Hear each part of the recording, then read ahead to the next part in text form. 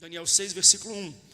E pareceu bem a Dario constituir sobre o reino 120 príncipes que estivessem sobre todo o reino, e sobre eles 3 presidentes, dos quais Daniel era um, aos quais estes príncipes dessem conta, para que o rei não sofresse dano.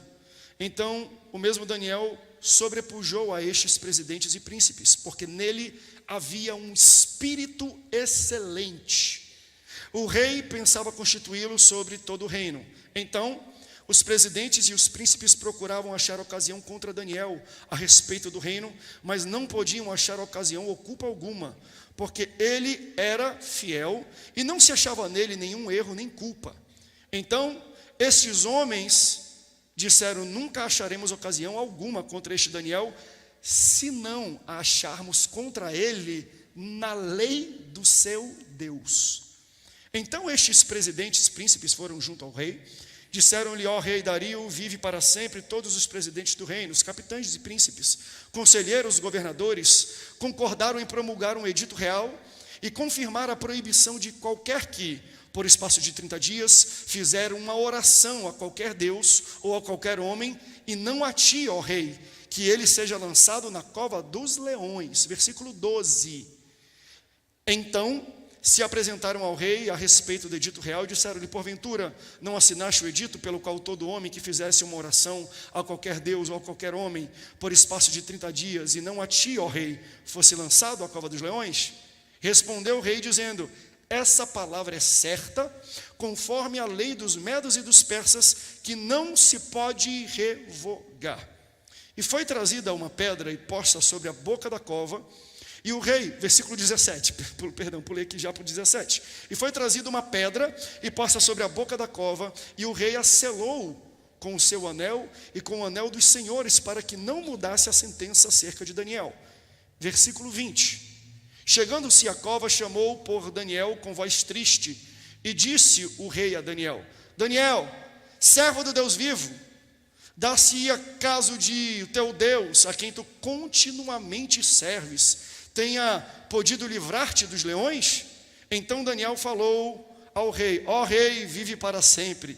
O meu Deus enviou o seu anjo e fechou a boca dos leões para que não fizesse dano, porque foi achada em mim inocência diante dele. E também contra ti, ó rei, não tenho cometido delito algum. Versículo 24. E ordenou o rei, foram trazidos aqueles homens que tinham acusado a Daniel. Eles foram lançados na cova dos leões, eles, seus filhos e suas mulheres. E ainda nem tinham chegado ao fundo da cova quando os leões pularam e se apoderaram deles e lhes esmigalharam todos os ossos. Por último, versículo 27, ele salva, ele livra, ele opera sinais e maravilhas no céu e na terra. Ele salvou e livrou Daniel do poder dos leões. Se você ama a palavra de Deus, diga: eu amo a Bíblia. Essa história aqui, ela é bonita porque ela remonta, meus irmãos, e conta a história de um rapaz que era exilado, de um rapaz pequeno, de um rapaz que veio de outra terra, era estrangeiro, e na terra onde Deus o permitiu estar exilado, Deus abençoa, Deus promove, Deus prospera, porque o rei Dario olhou para ele e viu que ele tinha um bom desempenho, viu que era uma pessoa fiel, viu que era uma pessoa justa, viu que era uma pessoa correta. E pessoas justas, fiéis e corretas, quando elas estão em sistemas de governo, a bênção de Deus está sobre elas, e elas se destacam, e elas crescem, e elas ganham status, e elas ganham um poder. Foi isso que aconteceu com Daniel, porque Deus às vezes escolhe pessoas que Ele ama e coloca em ambientes que a gente acha que às vezes é complicado, mas se essa pessoa se manter fiel a Deus, Deus exalta esta pessoa. Foi o que aconteceu aqui. Ele estava remontando e reorganizando todo o seu império e reinado. Então ele fez assim, colocou 120 príncipes, e sobre os 120 príncipes, 3 reis, dos quais Daniel era um desses 3 reis, supervisionando todo o império. Quando você está na mesma posição que outras pessoas, está tranquilo. Quando você compartilha poder, autoridade e status com outras pessoas que têm o mesmo poder, autoridade e status que você, está tranquilo. O problema é que o texto nos diz, não é um problema, é uma solução, que Daniel tinha um espírito excelente. Esse é o espírito da igreja. Nós temos em nós um espírito excelente. E quem tem um espírito excelente não consegue ficar parado. Se você tem o Espírito Santo na sua vida, esse espírito vai te impulsionar a sempre fazer mais, a sempre fazer melhor, a sempre fazer com excelência, a chegar mais cedo, sair mais tarde, a ser mais justo, a ser mais correto, a ser mais cordato com as pessoas. Daniel tinha esse espírito, e esse espírito o impulsionou lá de baixo, na cadeia de responsabilidade e de autoridade. Ele foi subindo, até chegar o vice-imperador, porque nele havia um espírito excelente. A minha oração é: Senhor, levanta crentes, homens e mulheres de Deus no nosso país que tem um espírito excelente, e exalta essas pessoas, Senhor, no meio dos governantes, no meio dos políticos, no meio das pessoas que têm autoridade. Mas aí você entende que existe um problema por trás disso? Porque antes ele estava no local que ele compartilhava do mesmo poder e do mesmo status. Agora Deus começa a fazer ele ficar destacado. E aí quando você se destaca dos outros, que é o problema. Olha como é que ele prega, olha como é que ele canta, olha como ele é carismático, olha como as pessoas gostam dele, olha como ele abraça todo mundo, olha como ele fala com todo mundo. Sabe por quê? Porque Deus te deu um espírito excelente, onde Deus te colocou. Eu não sei qual o nível de poder. Se você quer e exercer o espírito excelente do espírito que está dentro de você, você pode até começar lá embaixo, mas Deus vai começar a te promover, a te levar para lugares cada vez mais altos. Você vai ser promovido pelo chefe, você vai receber e vai ser agraciado, e vai achar um bom coração da pessoa que está na sua autoridade. Então é inevitável que alguém que tenha o Espírito Santo, que não se destaque ou não cresça onde Deus o colocou. Porque o Espírito Santo não deixa a gente estacionar, o Espírito Santo não deixa a gente parar, o Espírito Santo não te deixa estancar. Que você possa exercer no seu trabalho, na sua casa, no seu colégio, na sua faculdade, o espírito de excelência, porque ele habita dentro de você. Aí quando procurarem: cadê a Andrânia? Cadê o André? Cadê o Rodolfo? Está lá, Deus destacou, Deus levantou, porque eles têm um espírito excelente, e o nome do Senhor vai ser glorificado através da sua vida. Espírito de excelência é o que ele tem. Daí o que eles fazem? Quando eles veem, o rei Dario vai colocar ele como vice, vai colocar acima da gente. Não, vamos fazer alguma coisa. Todos se reuniram para fazer um complô contra Daniel. Olha a estratégia que esses príncipes, reis e outras pessoas têm. Vamos procurar algo na vida dele para acusá-lo. Não é o mesmo sistema de hoje? Vamos encontrar um podre, vamos encontrar alguma coisa no passado para queimar ele. Vamos ver se ele tem ligação com gente errada. Vamos ver se ele falou alguma coisa errada na rede social. A gente pega, edita, tira uma parte e coloca aqui isolado, e a gente vai começar a queimar ele. Porque quando a gente fala uma mentira repetidas vezes, as pessoas vão achar que é verdade. Então vamos encontrar na vida desse homem algum podre para a gente queimar ele. Reviram a vida de Daniel. Vão no YouTube dele, vão no Facebook dele, vão no Instagram dele, vão ver tudo aquilo que ele falou antes. E sabe o que o texto diz? Que não encontram nada. Bem-aventurado o crente que ainda dá trabalho para Satanás para encontrar alguma coisa de podre na sua vida. Bem-aventurado esse que dá trabalho, porque às vezes eu fico preocupado. Quer achar um podre na vida do crente? É só entrar no Instagram dele, está tudo lá exposto. Quer ver se o cara está com a vida no altar? Pede o celular dele e abre o WhatsApp. Vê se a esposa dele tem a mesma senha que ele tem lá no Facebook, lá no Instagram, lá no celular dele. Por quê? Porque às vezes a gente coloca tão para fora que o diabo nem tem trabalho de levantar podre. Você mesmo expõe seu podre na rede social. Você mesmo está em grupos que não deveria estar. Você mesmo se alinha a pessoas que você não deve se alinhar. Mas glória a Deus por crentes como Daniel. Quer achar um podre na minha vida? Pode revirar. Vem na minha casa, pega o meu celular, pode entrar na minha conta de e-mail. Procuraram tudo e não encontraram nada. Aleluias. Louvado seja o nome do Senhor.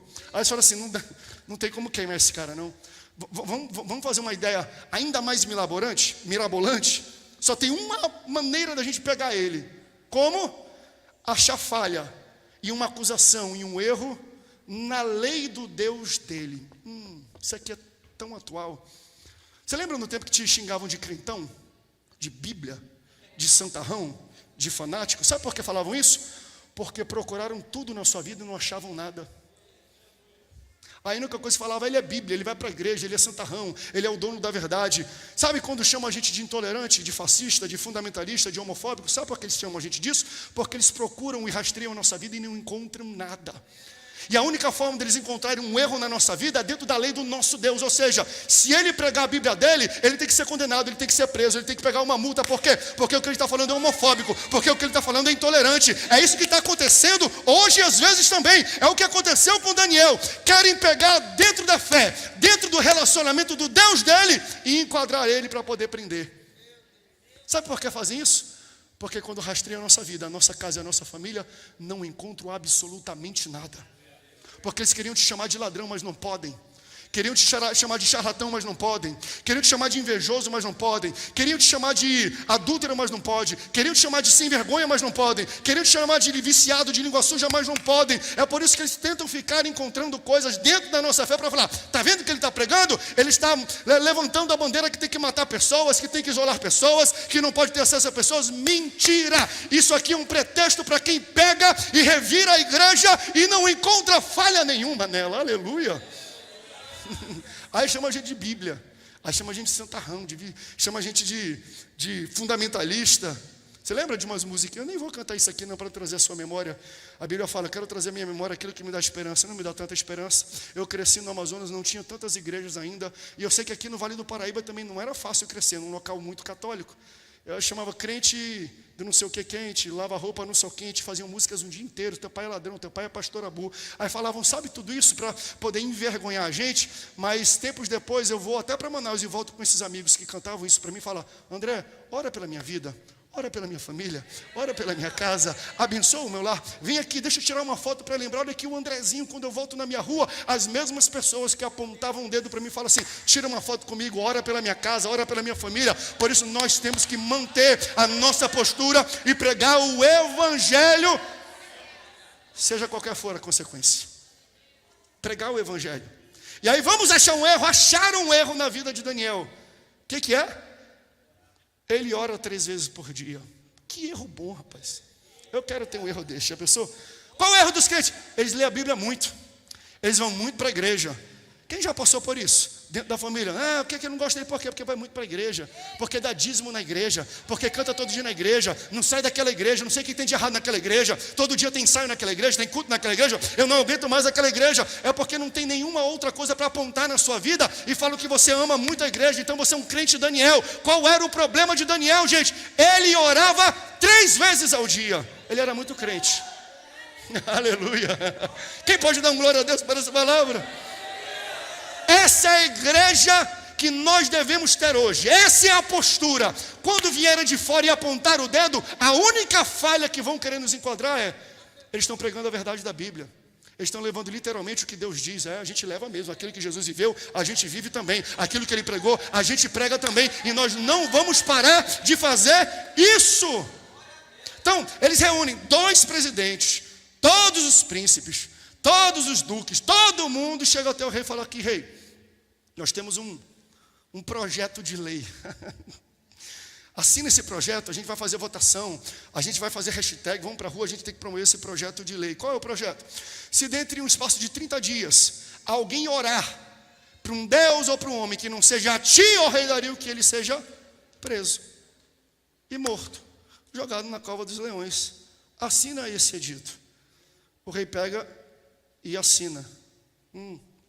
Faz uma lei aí, deputado. Faz uma lei aí, vereador. Faz uma lei o quê? Se fizerem alguma coisa que foi conforme o Deus deles, a Bíblia deles, vamos prender. Vamos dizer que não pode. Vamos dizer que tem que casar pessoas do mesmo sexo dentro da igreja. Se não casarem, vão ser presos. Vamos dizer que tem que ser de acordo aos nossos valores aqui do mundo. Se não fizerem, vão ser presos. Você entende que o que Daniel está vivendo é o que nós estamos prestes às vezes a viver, quando nós exercitarmos a nossa fé e pregarmos a nossa Bíblia e vivermos a nossa palavra. As pessoas vão querer prender a gente por causa disso. Pode prender, pode me jogar na cova dos leões, mas eu não vou me afastar da verdade da palavra. Pode vir, pode vir. Daniel, ele toma ciência dessa lei quando ele está na rua. Ele está trabalhando, está fazendo, está se posicionando como um imperador quase. Aí quando ele ouve que é decretado que colocam nas paredes, que fazem um plantão e dizem, nova lei, durante 30 dias não se pode mais fazer nenhuma oração, em nenhuma religião, em nenhuma igreja, a nenhum Deus, a ninguém, senão ao rei Dario. Quando ele toma ciência, o texto que você vai ler, no versículo 6, a gente não leu tudo, mas você vai perceber no capítulo 6, que ao tomar ciência dessa lei, sabe o que ele faz? Ele vai para casa. Porque ele fala assim, rapaz, essa é a minha sentença de morte. Essa lei é o meu fim. Essa lei vai acabar com a minha vida. Mas depois dele entender a lei e a consequência da lei na vida dele, ele vai para casa. A afronta de Satanás não muda endereço de crente. O diabo vai se levantar? Vai. O inferno vai se levantar? Vai. Mas você vai continuar vindo para a casa do Senhor. Mas pastor, vai ficar perigoso ir para a casa do Senhor. Não tem problema, continua vindo aqui, porque o Deus dessa casa te protege. O Deus dessa casa te mantém vivo. O Deus dessa casa vai andando contigo. O Deus dessa casa, Ele vai te protegendo, mandando pessoas. Então ele vai para casa porque ele entende, meu irmão, não é afronta de Satanás, não é afronta de demônio, não é afronta de lei, não é afronta de governo que vai mudar o meu endereço. Eu vou para a casa do Senhor e eu vou continuar fazendo o que eu sempre faço. Minha casa está firmado na rocha e nenhuma afronta do inferno vai abalar isso. Não existe lei, meu irmão. Não existe a STF, não existe legislativo, não existe Câmara Municipal, não existe prefeito, presidente, governador que vai tirar a fé do crente desta igreja. Tem não. Pode ir, vou continuar fazendo o que o meu Deus manda fazer. Então a lei tinha como proposta isso. Não pode orar por 30 dias. Tranquilo, né? Tem crente que não ora por 60. Fala, Deus. Tem crente que passa 90, nem sente. Mas vamos falar a verdade. 30 dias é tranquilo não orar. Na verdade, ele pode até disfarçar. Já que é para orar, o que eu vou fazer? Eu vou chegar em casa, tranca tudo, fecha tudo. Vamos no quartinho de oração. Eu vou orar. Alguém vai perceber? Quando eu trancar a porta? Alguém vai perceber se durante o trabalho eu for lá no banheiro rapidinho, ficar e baixinho, eu orar? Alguém vai perceber isso? Não. Então ele poderia continuar orando. Ele poderia disfarçar. Às vezes eu estou em reunião e eu oro de olho aberto. Eu estou aqui sentado, eu estou vendo o pastor pregando, mas eu estou orando aqui dentro. Ele não podia fazer assim? Ele podia estar na frente de todos os príncipes e governadores, na frente do rei Dario e estar orando. Ele está aqui, ok, Senhor, Senhor, esse capeta aqui é um redom, Senhor, não, me dá força, sabedoria. Vem aqui, ele pode orar. Ele pode ou não pode? Ele não podia se esconder? Ele não podia dar um jeitinho para orar? Por isso que eu acho assim, eu acho que nós interpretamos errado a razão pela qual dizemos que ele foi jogado na cova dos leões. A gente fala assim, Daniel foi jogado na cova dos leões porque ele orava. Não. Se a gente for entender desse jeito, ele podia orar de outra maneira e continuar orando sem ser percebido. Ele poderia trancar a porta, ele poderia falar silencioso, ele poderia chegar num local que não tinha ninguém e fazer a oração. Então, pastor, Daniel não foi para a cova dos leões porque orou? Não. Sabe qual foi a razão porque ele foi para a cova dos leões? Bota para mim na tela, Daniel 6, versículo 10. Daniel 6, versículo 10, olha o que o texto diz. Coisa linda. Quero que você dê um glória a Deus aí, tá? Porque Deus vai falar contigo através desse versículo. Daniel 6, versículo 10. Daniel, pois, quando soube que a escritura estava assinada, entrou em sua casa e em cima no seu quarto, onde haviam janelas abertas do lado de Jerusalém. E 3 vezes por dia se punha de joelhos e orava e dava graças diante do seu Deus. Lê comigo essa última frase. Como costumava fazer. Sabe por que ele foi preso? Não foi porque ele orava. Ele foi preso porque ele fala assim, eu oro de joelho e não levanto. Eu oro de janela aberta e não fecho. Eu dou glória a Deus, aleluia, e não me calo. Eu levanto a minha mão e não abaixo. Então não é porque ele orou. O que ele estava falando é, ninguém vai mudar a forma que eu adoro o meu Deus. Eles querem mudar o meu costume, eles querem mudar a maneira fervorosa como eu busco a Deus. Então o problema não é ele não orar, o problema é, eles não vão mudar a forma que eu adoro. Eles não vão mudar a forma como eu oro. Eles não vão mudar a forma como eu prego. Eles não vão mudar a forma como eu canto. Eles não vão mudar a forma como eu adoro. Você entende que todos os dias o mundo quer passar leis, o mundo ataca a igreja, não necessariamente para a gente parar de fazer as coisas, mas para a gente fazer de uma maneira diferente. Que às vezes o diabo fala assim, não dá para parar não, mas muda, devagarzinho. Diz que não precisa fazer tanto assim, não, pode fazer assim também. Diz que tem que reinterpretar o texto bíblico, e aí bota alguma coisa, por quê? Porque eles podem fazer de uma maneira diferente. 2022, o mundo é diferente, mudou a cultura, faça alguma coisa diferente. Daniel foi para a cova dos leões porque ele falou: eu não estou nem aí, mas eu não levanto dos meus joelhos, eu não abaixo o meu braço, eu não fecho a minha porta, eu não falo baixo, porque eu estou acostumado a orar, a pregar, a viver, a louvar assim, e nada vai mudar. Eu vou para a cova e não fecho a janela, eu vou para a cova e não levanto do joelho, eu vou para a cova, mas não fecho a minha boca, eu vou para a cova, mas eu não abaixo os meus braços, porque é assim que eu estou acostumado. Aleluia! O mundo não vai mudar a forma que a igreja adora ao Senhor. Você não vai mudar a forma que você louva, que você canta, pastor. E se passar lei que tem que fazer assim, eu não estou nem aí, mas eu vou para a cova fazendo a coisa certa. Certa. Olha, os presidentes viram, o cara não está aí, está orando. Está ali, dá para ouvir, olha a janela aberta ali, olha o cara ajoelhado ali, olha o braço levantado aí. Disseram: rei, pegamos alguém. Já temos aqui a primeira vítima. Alguém transgrediu as regras e a lei. Quem? Daniel, um dos filhos dos exilados. Espera aí. Daniel, um dos filhos dos exilados. Você entende que esse papo de exilado foi algo que aconteceu há 40 anos atrás? Daniel já estava há 40 anos naquele reino, naquele local, naquele império. Ele já tinha sido prefeito, líder, governador, príncipe. Agora ele é presidente. Ele manda sobre todos os príncipes e todos os presidentes. Mas quando alguém quer queimar alguém, quando alguém quer falar mal de alguém, quando alguém quer puxar o tapete de alguém, quando alguém quer esfumaçar alguém, sabe o que o cara faz? Ele pega uma informação lá de trás. Não é não assim? Pega uma coisa vencida lá atrás. Deus já levantou, Deus já curou, Deus já mudou, Deus já transformou. Mas tem gente que é maldosa, e eles vão lá atrás na tua vida, lá atrás na sua história, e trazem para o pastor, e trazem para o rei, e trazem para alguém de autoridade, falando: está vendo ele? Um dos filhos do exilado. Só que lá em Gênesis, capítulo 50, diz assim: aquilo que intentaram para o seu mal, Deus vai transformar em bênção. Então, quando eles disserem Daniel, um dos filhos dos exilados, eu acho que lá do céu Deus falou assim: é isso mesmo, eu faço de um exilado um presidente da república, porque quando a minha mão está, pode tentar queimar, pode tentar levantar, pode tentar destruir, mas se a minha mão estiver, ele terá um espírito excelente, nada vai atingir ele, ele vai continuar orando, ele vai enfrentar o sistema, e ele vai peitar aqueles que querem destruir a sua fé. Aleluia, aleluia. O rei manda chamar. Chama então, joga ele na cova. Sabe que o rei Dário, ele gostava de Daniel. Na verdade, fizeram uma pegadinha com ele. Botaram uma lei, ele nem imaginava que poderia atingir Daniel. Se você for ler o contexto, você vai entender isso. Tanto que quando ele foi preso, o rei foi lá e falou: rapaz, você, amigo, mas eu quando passo uma lei, eu não volto atrás. Eu não posso ir contra a minha própria palavra. Que pena. E ele fala mesmo: vem aí com teu Deus, para ver se o teu Deus não te ajuda.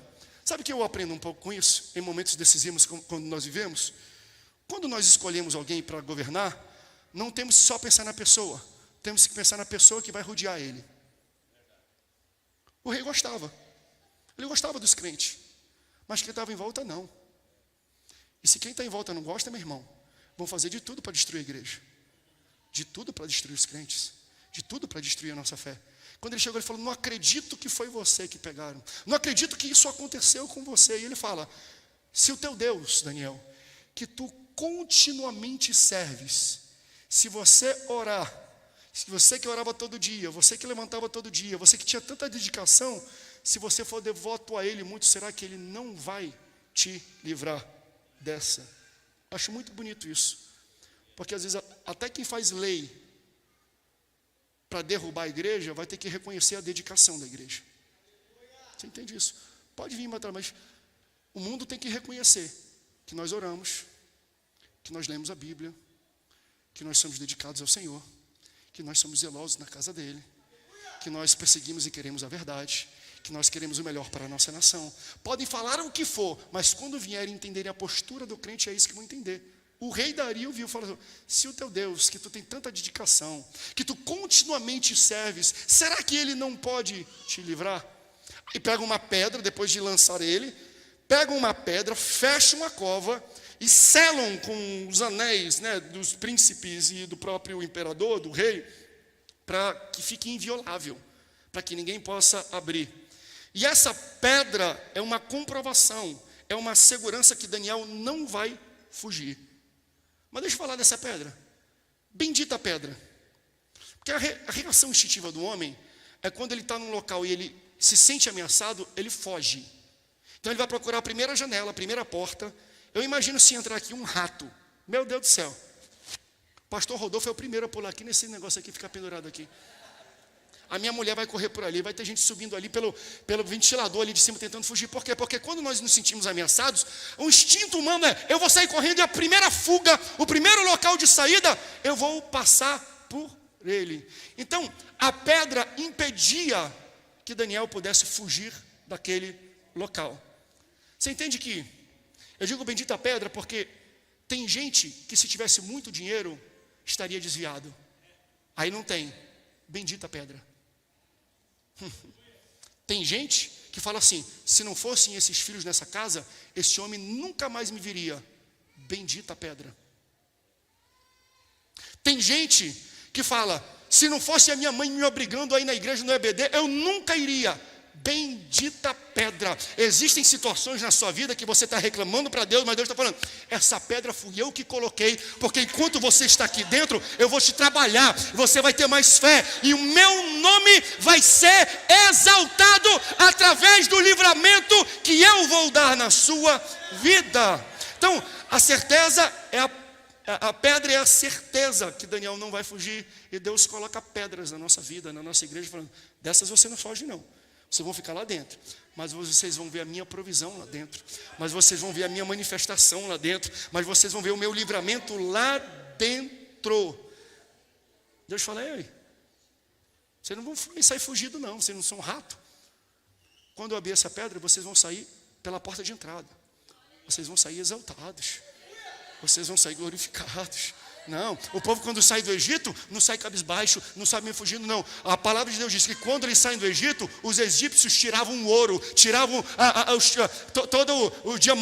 os colares, os pingentes, as joias, e davam na mão deles. É isso que Deus está falando. Está doendo aí debaixo dessa cova? Você está se sentindo preso? Não se preocupa, porque no momento que eu remover esta pedra, e saibam vocês, eu sou um Deus muito bom em remover pedras. Eu já fiz isso antes e eu continuarei fazendo isso. Eu removi de Daniel, eu removi do meu filho. Qual é a pedra que está te parando? Não te preocupa, porque no momento da exaltação, essa pedra vai abrir e você vai sair de cabeça erguida. A igreja será exaltada mesmo em meio às perseguições.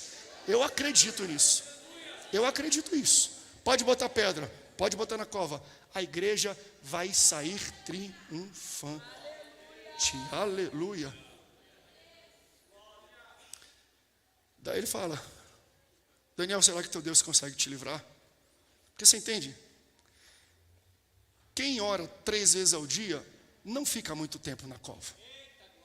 Quem glorifica diariamente a Deus não fica a vida inteira dentro de uma cova. Quem busca, quem se dedica, quem ama a Deus não fica muito tempo nessa cova. Então a lição que eu aprendo aqui é que quando Deus não te livra da cova, Ele vai te livrar na cova. Quando Deus não te livrar da cova, Ele vai fechar a boca dos teus inimigos dentro da cova. Ele vai te dar livramento onde você está. Pastor, é porque eu orei, Deus me colocou numa situação, minha família está toda quebrada, a minha empresa não vale nada. Pastor, eu estou em um momento de depressão, eu estou em um momento de crise. Deus vai estender a mão para você, e creia nisso, que Deus vai te tirar do meio desta situação. Se Ele não impediu que você entrasse, é lá dentro que Ele vai fechar a boca do leão que quer te matar. Por isso confie nele, a pedra vai sair e você vai sair dessa situação ileso, sem nenhuma mordida, sem nenhuma ranhura, e todos verão o poder de Deus através da sua vida. Louvor, sobe aí, rápido e rasteiro. Você pode ficar de pé? Aleluias. Aleluias. De manhã, o rei vai até a cova, que ele gosta de Daniel. Ele quer saber se ele está vivo ou não está. Ele quer saber se ele ainda tem vida. Aí quando ele chega sozinho, ele fala assim: Daniel, Daniel. Aí Daniel responde: oi rei, será que o Deus que você busca continuamente, de dia e de noite, que você ora, que você se dedica tanto, será que ele teve poder? Será que ele pode te livrar da boca dos leões? Aí lá no fundo ele ouve uma voz de Daniel falando: Ei, Deus enviou o seu anjo e fechou a boca dos leões para que não me fizessem dano algum. Então o texto diz: então o rei se alegrou e mandou tirar Daniel da cova dos leões. E então o rei Dario escreveu a todos os povos, nações e línguas que moram em toda a terra. Olha o edito do rei. Isso aqui não é a palavra de Daniel não, tá? Isso não é a pregação do pastor André. Isso é o que o rei escreveu em uma lei. Ele pegou o papel e falou: eu vou passar um decreto presidencial agora, e olha o que eu estou escrevendo. E decreto naquela época não passa pelo Senado e pela Câmara não, tá? Aquele decreto de rei vai na hora. Olha o que ele escreve. Parece até assembleiano, eu acho que ele se converteu à Assembleia de Deus. Paz vos seja multiplicada. Quase que ele fala: paz do Senhor, meus irmãos. Da minha parte é feito um decreto, pelo qual em todo o domínio do meu reino os homens tremam e temam. Tremam e temam. Depois eu vou pregar sobre isso aqui. O que é tremer e o que é temer? Duas coisas completamente diferentes, mas elas são conjugadas. Que eles tremam e temam perante o Deus de Daniel, porque Ele é Deus vivo e que permanece para sempre, e o seu reino não pode se destruir, e o seu domínio durará até o fim. Só faltou ele fazer um apelo para todo o reino aceitar Jesus. E olha que ele escreve no final: Ele salva, Ele livra, Ele opera sinais e maravilhas no céu e na terra. Ele salvou e livrou Daniel do poder dos leões. Eu estou falando de um homem que ordenou e escreveu e decretou e publicou uma lei para a morte de Daniel. Mas aquele que está querendo a sua morte vai ter que reconhecer o poder do teu Deus. Por que eu estou passando por essa cova, pastor? Porque o resultado dessa vitória que Deus vai te dar vai ser glorificação, vai ser exaltação do nome dEle. Quando você sair dessa, quem estiver ao redor de você, quem puxou o teu tapete, quem te queimou, vai falar: rapaz, o Deus desse rapaz é forte mesmo. O Deus dessa moça, que Deus é esse? Por quê? Porque a gente fez de tudo, a gente fechou todos os lados, todos os príncipes, foi fechamento mesmo. E olha o que aconteceu. Realmente o Deus dele é forte, o Deus dele vai reinar para a frente. Então eu entendo, irmãos, que em tempos difíceis temos que olhar para a Bíblia e aprender com o que aconteceu com o povo de Israel, repetir os acertos e evitar os erros. Que tipo de igreja devemos ser nesse tempo? Uma igreja que ora e uma igreja que busca todo dia.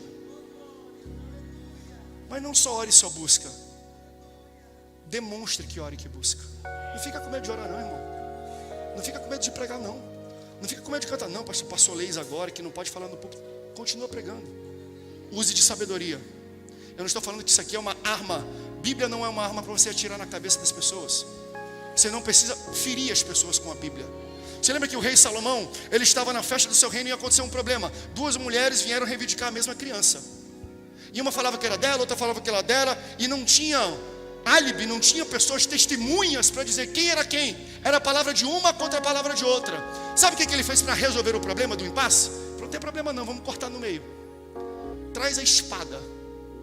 Eu não preciso dizer para você que o simbolismo da espada na Bíblia está falando da palavra. É aquela que é mais penetrante do que uma lâmina, do que uma faca de 2 gumes, penetra até a medula e a alma e separa todas as coisas. Então ele falou assim, ó, traz a espada. No que entrou a espada, a mãe verdadeira falou assim, ó, pode ficar com ela. Eu prefiro ver algo vivo na mão dos outros que morto na minha mão. Pode manter na mão dela. E a sabedoria de Deus veio sobre ele. Ele falou, não é daquela não, é dessa aqui que eu acabou de falar. E ele só repetiu o decreto da mulher. Você entendeu? A espada não feriu a criança, só da espada estar presente, ela já trouxe a verdade. Então, não fira as pessoas, só prega a palavra, porque a palavra por si só é viva, ela é eficaz, ela vai diferenciar. E se a espada está do lado da igreja, ela vai dar ganho, ela vai dar veredito final. Igreja triunfante, igreja está certo, pastor, você está certo. Preguemos a palavra sem medo, preguemos a palavra com sabedoria, preguemos a palavra com precisão, porque quando a palavra entrar num ambiente, meu irmão, ela que vai apontar quem está certo e quem está errado.